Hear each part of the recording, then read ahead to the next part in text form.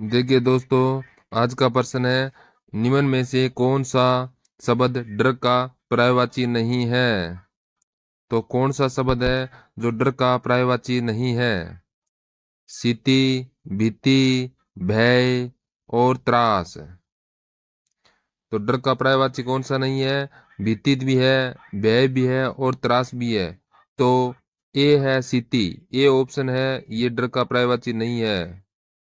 Next प्रश्न है, निम्नलिखित में से कौन सा कुशल का पर्यायवाची नहीं है? कौन सा नहीं है कुशल का? दक्ष, अक्ष, निपुण और प्रवीण। तो कुशल का पर्यायवाची दक्ष भी होता है, निपुण भी होता है और प्रवीण भी होता है। तो अक्ष है, अक्ष ये कुशल का पर्यायवाची नहीं है, तो इसलिए बी ऑप्शन आपका बिल्कुल राइट होगा। नेक्स्ट प्रश्न है, इनमें से कौन सा विलोम युग्म नहीं है? तो आपको बताना है, तो इनमें से कौन सा है जो विलोम युग्म में नहीं है? रित, अनृत, काज, का अकाज, लौकिक, सांसारिक और स्थावर और जगम। तो कौन सा विलोम युग्म नहीं है? तो आपका आंसर होगा लौकिक एवं सांसारिक। ये आपका विलोम युग्म नहीं है, तो सी ऑप्शन आपका बिल्कुल राइट होगा। यहाँ पर ध्यान रखिए दोस्तों, सी ऑप्शन। नेक्स्ट प्रश्न है, इनमें से कौन सा विलोम युग्म सही नहीं है? कौन सा विलोम युग्म है वो सही नहीं है? संपत्ति, विपत्ति, इष्ट, अनिष्ट, उर्वर, उसर और अचल, अल्पज्ञ। बताएं कौन सा है जो विलोम युग्म नहीं है? सभी विद्यार्थी बताएं, कोई गलत नहीं करेगा। संपत्ति, विपत्ति विलोम है, इष्ट, अनिष्ट ये भी राइट है, उर्वर, उसर ये भी राइट है, अचल, अल्पज्ञ ये विलोम युग्म नहीं है। तो इसलिए डी ऑप्शन आपका बिल्कुल राइट होगा इस प्रश्न का, डी ऑप्शन। चलिए नेक्स्ट प्रश्न है, इनमें से किस विकल्प में सही विलोम युग्म है? तो इनमें से कौन सा विकल्प है जो सही विलोम युग्म है? बताइए, बताइए विद्यार्थी। कटु, तिक, विज्ञ, अभिज्ञ, उग्र, व्यग्र और राग, द्वेष। तो आपका राइट आंसर कौन सा हो जाएगा इसमें? तो आपका होगा राग, द्वेष। डी ऑप्शन बिल्कुल राइट। नेक्स्ट, अली, अली शब्द युगम का सही अर्थ है? अली, अली शब्द युगम का सही अर्थ है? क्या अर्थ है अली, अली का सही युगम अर्थ? है बोरा, भगवान, भगवान, दुश्मन, सखी, बोरा, बोरा, सखी। तो बताएं आपका राइट युगम कौन सा हो जाएगा इनमें? सभी विद्यार्थी बताएं, कोई भी गलत नहीं करेगा।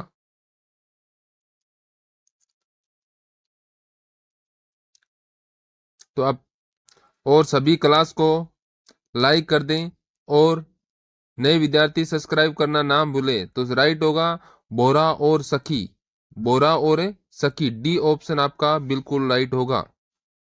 चलिए नेक्स्ट प्रश्न है, अंश और अंश शब्द युग्म का सही अर्थ बताए। अंश और अंश शब्द का सही अर्थ बताएं, कौन सा होगा? कंगा, हिंसा, हिंसा, कंगा, कंगा, स्त्री, आग और हिंसा। तो आपका राइट आंसर क्या हो जाएगा इसमें? बताएं विद्यार्थियों। सभी विद्यार्थी कमेंट बॉक्स में आंसर बताएं, जिससे आपके लेवल का पता चलेगा। फटाफट बताएं क्या हो जाएगा इसका आंसर। तो इसका आंसर होगा हिंसा, कंगा। हिंसा और कंगा हो जाएगा। बी ऑप्शन आपका बिल्कुल राइट हो जाएगा, बी ऑप्शन। हिंसा और कंगा। नेक्स्ट है, रचना के आधार पर वाक्य कितने प्रकार के होते हैं? तो रचना के आधार पर वाक्य कितने प्रकार के होते हैं? 2, 3, 4, 5, तो कितने होते हैं बताएं, फटाफट बताएं, सभी विद्यार्थी बताएं। तो आपका आंसर हो जाएगा रचना के आधार पर 3 होते हैं, 3 वाक्य होते हैं रचना के आधार पर। तो बी ऑप्शन आपका बिल्कुल राइट हो जाएगा। चलिए नेक्स्ट है, निम्न में कौन सा संकेतवाचक वाक्य है? कौन सा इनमें संकेतवाचक वाक्य है? यदि वर्षा अच्छी हुई तो फसल भी, क्या इस बार अच्छी वर्षा होगी? फसल अच्छी हो तो अच्छा है, वाह क्या अच्छी फसल है। तो इनमें से कौन सा है जो संकेतवाचक वाक्य है? बताइए विद्यार्थियों। तो आपका आंसर क्या हो जाएगा कमेंट में बताएं। तो आपका आंसर होगा यदि वर्षा अच्छी हुई तो फसल भी अच्छी होगी। तो आपका ए ऑप्शन है बिल्कुल राइट हो जाएगा यहाँ पर, ए ऑप्शन। चलिए नेक्स्ट है, निम्न में कौन सा शब्द अशुद्ध है? कौन सा शब्द है जो अशुद्ध है? पुष्प, पूज्य, परिस्थिति और प्रशंसा। तो कौन सा शब्द है जो अशुद्ध है? तो इसको कोई गलत नहीं करेगा। तो आपका यहाँ पर पूज्य, ये बी ऑप्शन हो जाएगा। पुष्प राइट है, परिस्थिति भी सही है और प्रशंसा भी सही है। तो बी ऑप्शन आपका बिल्कुल राइट होगा, बी ऑप्शन।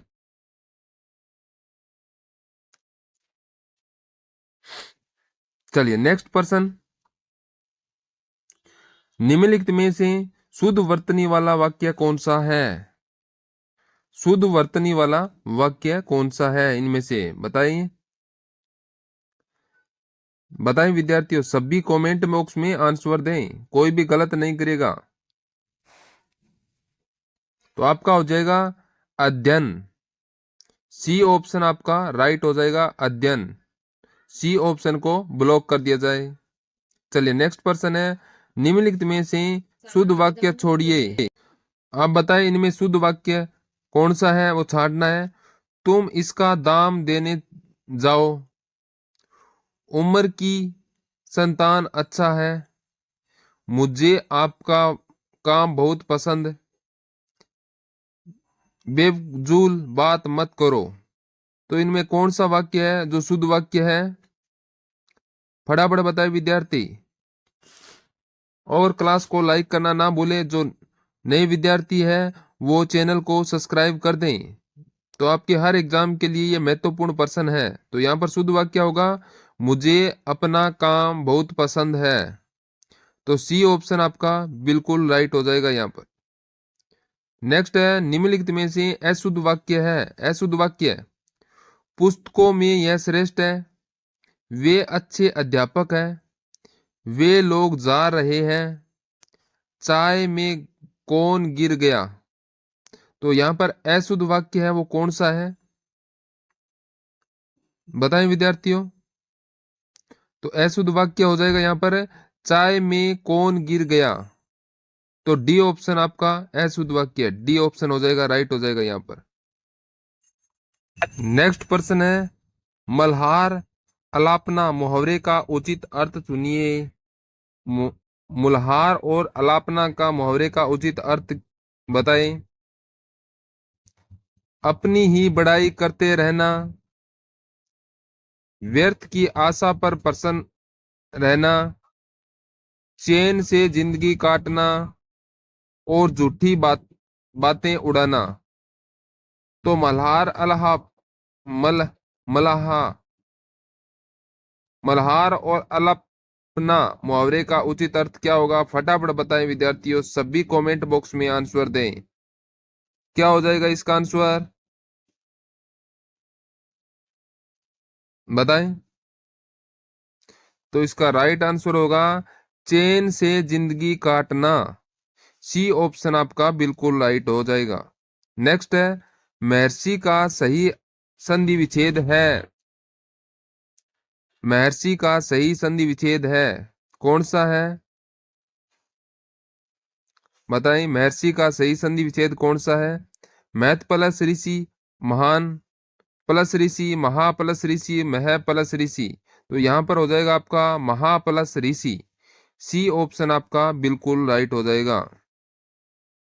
नेक्स्ट है नी कपट। निम्नलिखित में से किस संधि का भेद है? नी कपट। हल संधि, विसर्ग संधि, वर्धी संधि और गुण संधि। तो बताएं नी कपट किस संधि का भेद है? नी प्लस कपट है, कौन सी संधि का भेद है ये? बताएं विद्यार्थियों। तो आपका आंसर हो जाएगा हल संधि। हल संधि हो जाएगा, ए ऑप्शन आपका बिल्कुल राइट हो जाएगा, हल संधि। नेक्स्ट है निम्न में से किस शब्द में बहुविहित समास है? गोबर गणेश, नीलकंठ, धर्मभ्रष्ट और जलयान। तो इसके अंदर कौन से के अंदर बहुविहित समास है? बताएं सभी विद्यार्थी, कोई गलत नहीं करेगा। तो यहां पर आपका राइट आंसर होगा नीलकंठ। नीलकंठ के अंदर बहुव्रीहि समास का उपयोग हुआ है। वाग्दत्ता शब्द में कौन सा समास है? द्विगु, अव्ययी भाव, तत्पुरुष और द्वंद्व। तो वाग्वता शब्द के अंदर कौन सा समास है? इसमें कौन सा समास है विद्यार्थियों? कौन सा समास है? तो आपका आंसर हो जाएगा तत्पुरुष समास। वाग्दत्ता में तत्पुरुष समास है, सी ऑप्शन आपका बिल्कुल राइट हो जाएगा। नेक्स्ट, किस विकल्प में समास का सही प्रयोग हुआ है? कौन से विकल्प में समास का सही उपयोग हुआ है? रामकृष्ण भयभू समास, यमुना तटकरण तत्पुरुष समास, भला मानस द्विगु समास, कनकलता कर्मधारय समास। तो इसके अंदर कौन सा समास है जिसके अंदर सही प्रयोग हुआ है? तो आपका आंसर होगा कनकलता कर्मधारय समास। डी ऑप्शन आपका बिल्कुल राइट हो जाएगा यहां पर, डी ऑप्शन। चलिए नेक्स्ट है सावधानी में कौन सा प्रत्यय है? बताएं सावधानी के अंदर कौन सा प्रत्यय है? नी, धानी, ई और आनी। तो सावधानी के अंदर कौन सा प्रत्यय का प्रयोग हुआ है? फटाफट बताएं विद्यार्थियों, आपका क्या आंसर हो जाएगा? कमेंट बॉक्स में आंसर दें, कोई विद्यार्थी गलत नहीं करेगा। तो सावधानी के अंदर ई प्रत्यय लगा है, सी ऑप्शन आपका राइट हो जाएगा। नेक्स्ट है जिंदगी में कौन सा प्रत्यय है? जिंदगी में कौन सा प्रत्यय है? बताएं विद्यार्थियों, कौन सा प्रत्यय लगा है जिंदगी के अंदर? गी, ई, दगी या ई? तो कौन सा लगा है? तो जिंदगी के अंदर दगी लगा है, दगी, दगी प्रत्यय लगा है, तो सी ऑप्शन है आपका बिल्कुल राइट होगा, सी ऑप्शन। चलिए नेक्स्ट प्रश्न है निम्न में से किस उपसर्ग का अर्थ है अपना? कौन से उपसर्ग का अर्थ है अपना? सव, सु, से और उद। तो कौन से उपसर्ग का अर्थ अपना है? बताएं सभी विद्यार्थी, बताएं, कोई गलत नहीं करेगा।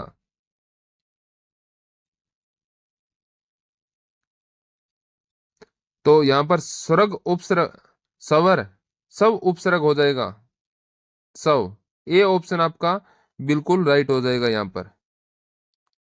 नेक्स्ट है गमन शब्द को विपरीतार्थ बनाने के लिए आप किस उपसर्ग का प्रयोग करेंगे? उप, आ, पति और अनु। तो कौन से उपसर्ग का उपयोग करेंगे गमन शब्द को विपरीतार्थ शब्द बनाने के लिए?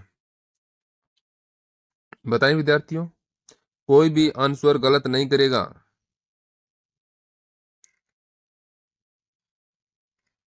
गमन, गमन विपरीत शब्द बनाने के लिए बताएं। तो इसका क्या हो जाएगा? आपका राइट हो जाएगा आ हो जाएगा, आ, बी ऑप्शन आपका बिल्कुल राइट हो जाएगा यहां पर, बी ऑप्शन। नेक्स्ट है जिसकी भुजाएं घुटनों तक लंबी हो उसके लिए उपसर्ग है अजातशत्रु, अधिनायक, अजानुबाहु और अंत्यज। जिसकी भुजाएं घुटनों तक लंबी हो उसके लिए उपसर्ग शब्द कौन सा, उपयुक्त शब्द कौन सा होगा? उपयुक्त शब्द पूछा है यहाँ पर, तो ये राइट हो जाएगा यहाँ पर अजानुबाहु।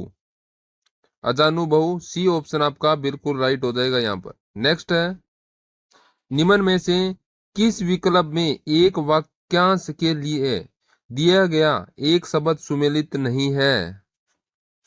जिसके सामने दूसरा न हो अद्वितीय, जिसके निवारण न किया जा सके अनिवार्य, जिसका चिंतन न किया जा सके अचिंतनीय, जो विधि या कानून के विरुद्ध हो वैधानिक। वैधानिक तो इसमें कौन सा, किस विकल्प का एक वाक्य के लिए शब्द सुमेलित नहीं है? कौन सा सुमेलित नहीं है इनके अंदर?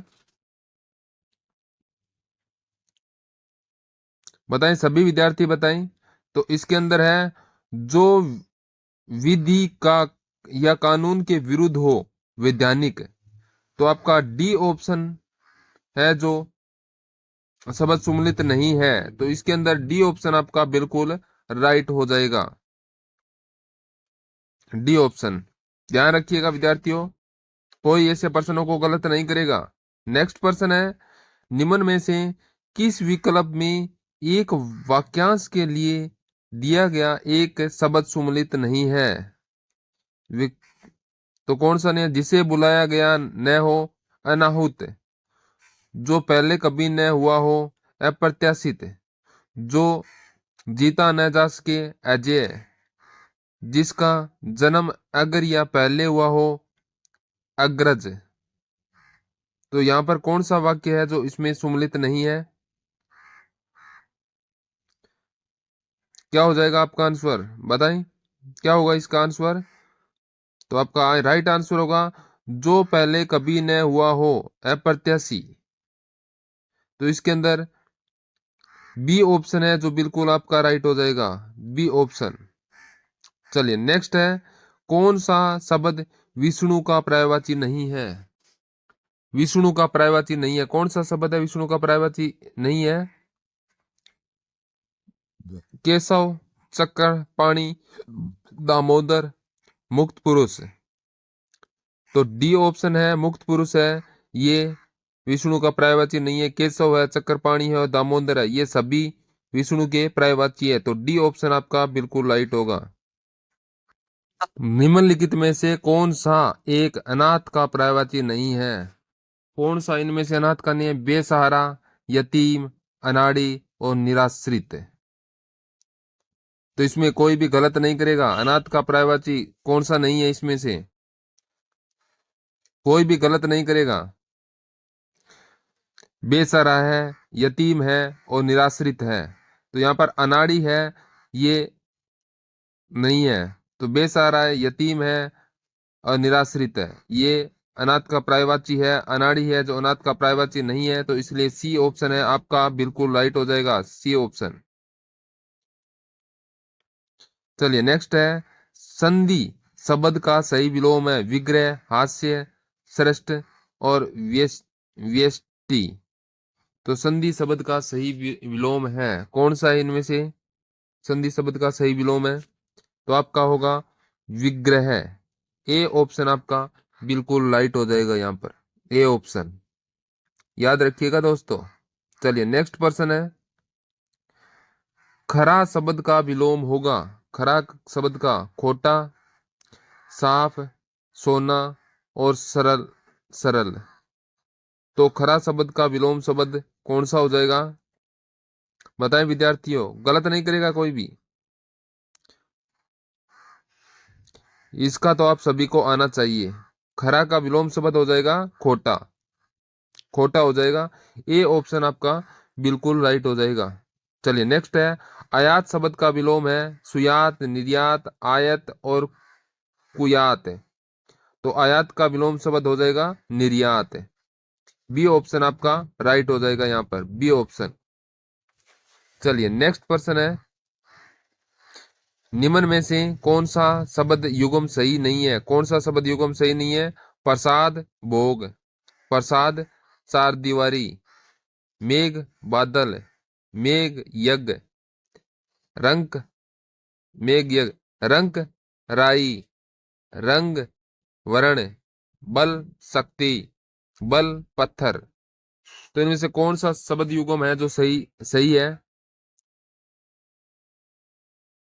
बताएं कौन सा है? यहाँ पर हो जाएगा मेघ, मेघ का होता है बादल, और मेद होता है यज्ञ। तो यहाँ पर बी ऑप्शन है बिल्कुल राइट हो जाएगा। बी ऑप्शन बिल्कुल राइट है आपका। याद रखिएगा, मेघ का बादल और मेद का यज्ञ हो जाएगा। निम्न में से संयुक्त वाक्य है, कौन सा संयुक्त वाक्य है? धन मिला किंतु धर्म चला गया, उसने कहा कि देर मत करो, राम राज्य में सारी प्रथा सुखी थी, यदि मुर्गा बोलेगा तो सवेरा होगा।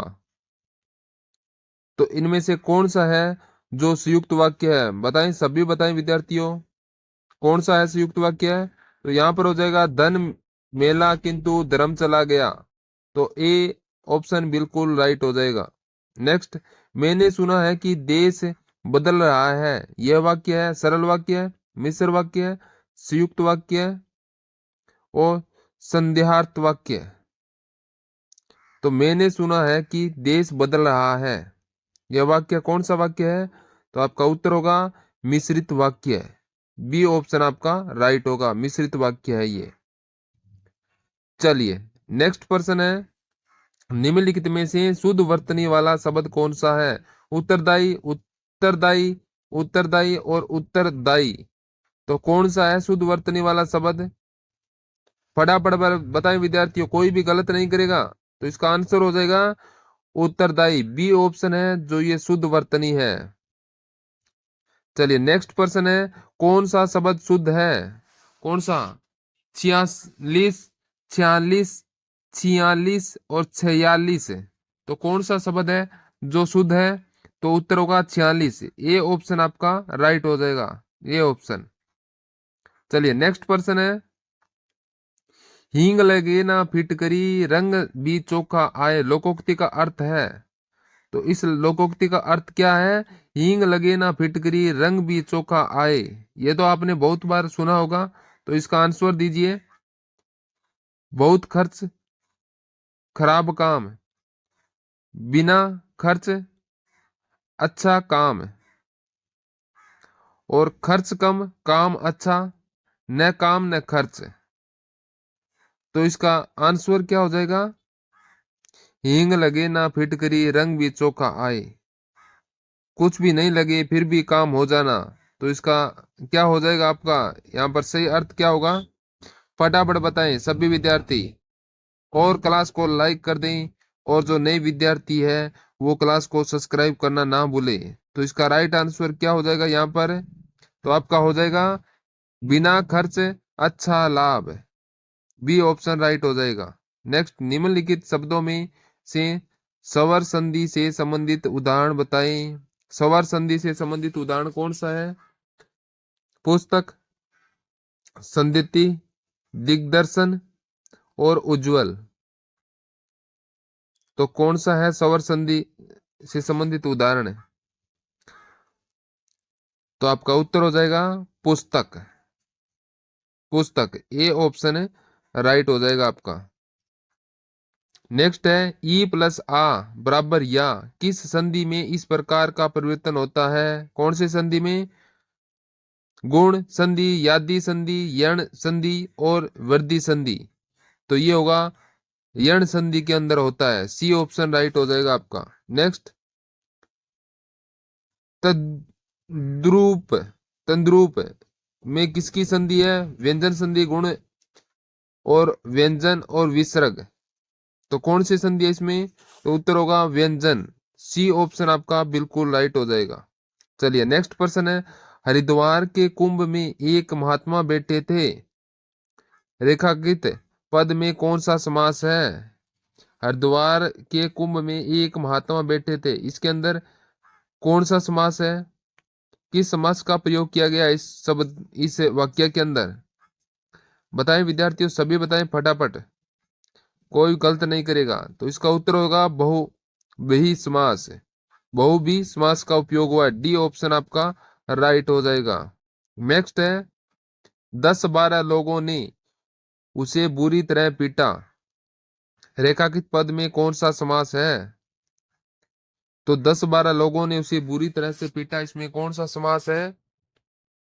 बताएं फटाफट बताएं विद्यार्थियों, कौन सा समास है इसके अंदर? द्विगु समास, द्वंद्व समास, कर्मधारय समास, अविर्भाव समास।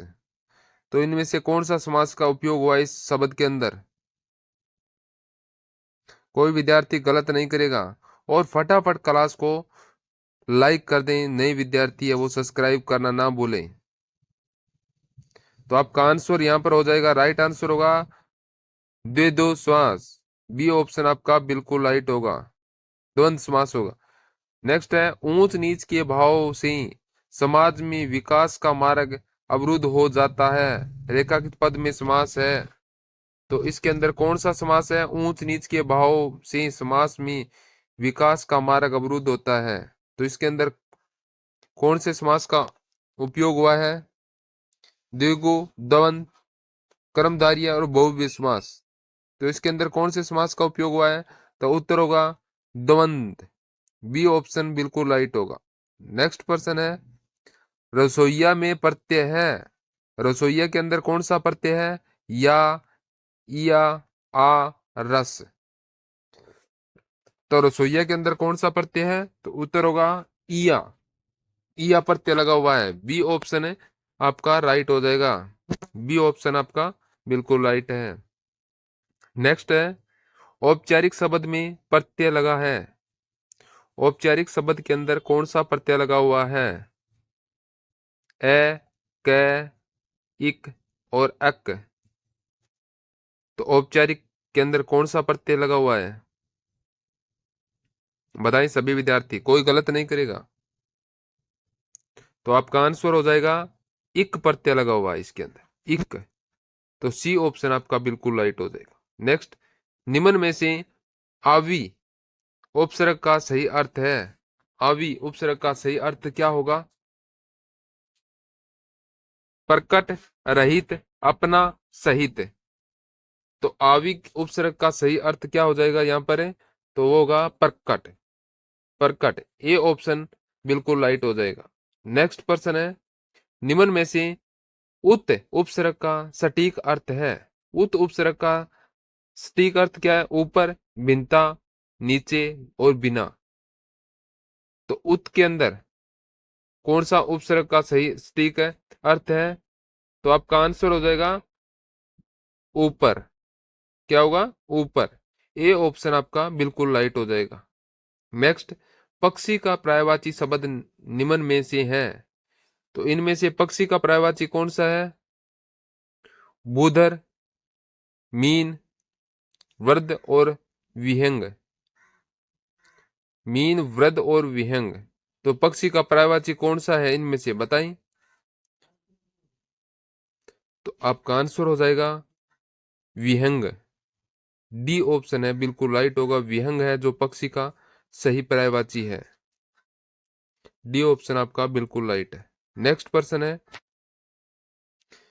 खरगोश का पर्यायवाची शब्द निम्न में से है, खरगोश का पर्यायवाची शब्द कौन सा है इन निम्न में से? वासुदेव, वाक्य, व्यंत्यय और विदु। बताएं विद्यार्थियों, खरगोश का पर्यायवाची शब्द होगा व्यंत्यय, सी ऑप्शन बिल्कुल राइट हो जाएगा आपका, सी ऑप्शन। नेक्स्ट है तर्षणा के विपरीतार्थ शब्द का चयन कीजिए, तर्षणा के विपरीतार्थ शब्द कौन सा होगा? वितर्षणा, वितर्षणा, बी ऑप्शन बिल्कुल राइट होगा। नेक्स्ट, निम्नलिखित में से निंदा का विलोम क्या होगा? निंदा स्तुति, निंद और श्लाघ्य और निरुद्ध। निंदा का विलोम शब्द क्या हो जाएगा यहां पर? बताएं विद्यार्थियों, फटाफट बताएं। तो निंदा का हो जाएगा स्तुति। ए ऑप्शन आपका बिल्कुल राइट हो जाएगा यहाँ। स्तुत्य का विलोम है, स्तुत्य का विलोम कौन सा है? हास्य, हास, हेय और हानि। तो स्तुत्य का विलोम शब्द कौन सा हो जाएगा? तो स्तुत्य का होगा हे हो जाएगा विलोम शब्द, सी ऑप्शन राइट हो जाएगा। नेक्स्ट है, निम्नलिखित में कौन सा कर्म ठीक नहीं है? कौन सा कर्म ठीक नहीं है? प्रमाण, सबूत, परिमाण, पात्रा, प्रसाद, भेंट, प्रसाद, नींव, लक्ष्य, लाख, लक्ष्य, उद्देश्य, गज, हाथी और गज, माप।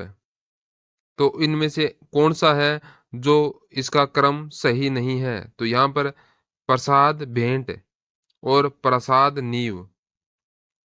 तो बी ऑप्शन यहाँ पर इस पर्सन का राइट हो जाएगा, इसका क्रम सही नहीं है। तो बी ऑप्शन है बिल्कुल राइट होगा। चलिए नेक्स्ट है, शायद पिताजी आ जाए, किस प्रकार का वाक्य है? तो ये कौन से प्रकार, किस प्रकार का वाक्य है? शायद पिताजी आ जाए, बताएं विद्यार्थियों।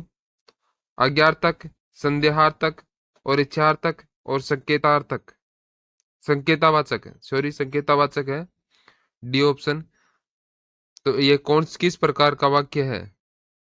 बताएं सभी विद्यार्थी, कमेंट में आंसर दें और क्लास को लाइक करना ना भूलें, क्लास को लाइक कर दें। तो यहाँ पर आंसर हो जाएगा संकेतार्थ, ये संकेत दे रहा है, तो बी ऑप्शन बिल्कुल राइट होगा। नेक्स्ट है, रचना के आधार पर मिश्र वाक्य में कितने प्रकार के आश्रित उपवाक्य होते हैं?